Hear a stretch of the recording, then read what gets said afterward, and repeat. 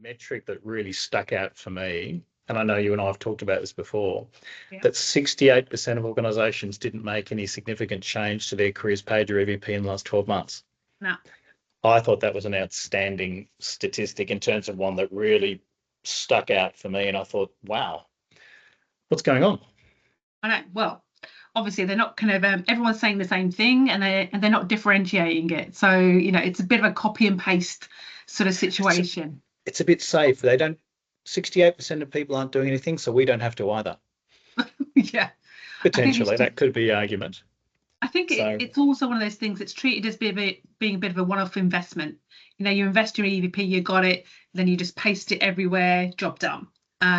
We'll revisit it when it becomes an issue again.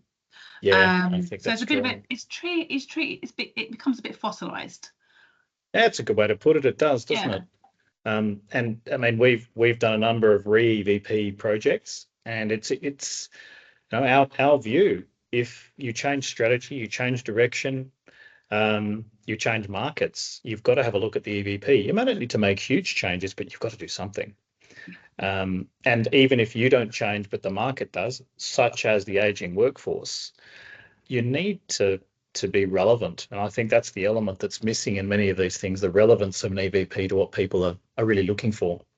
We had that big push to diversity inclusion, but only 36% actually, nail their flag to the pole, or whatever the phrase is, to actually say this is what we're actually aiming for and holding themselves accountable for it.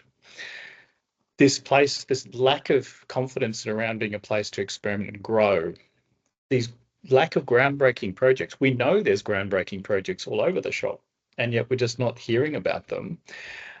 But the other one that really stuck out for me is, with all this talk about flexibility, working from home, hybrid working, remote working, only 8% actually talk about what it means in terms of location. And we find that only a small percentage also talk about how you manage that and the performance metrics you put around that. So that was another theme that struck me, surprisingly.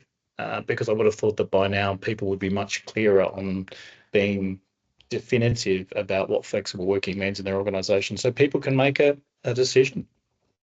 I think they're reluctant.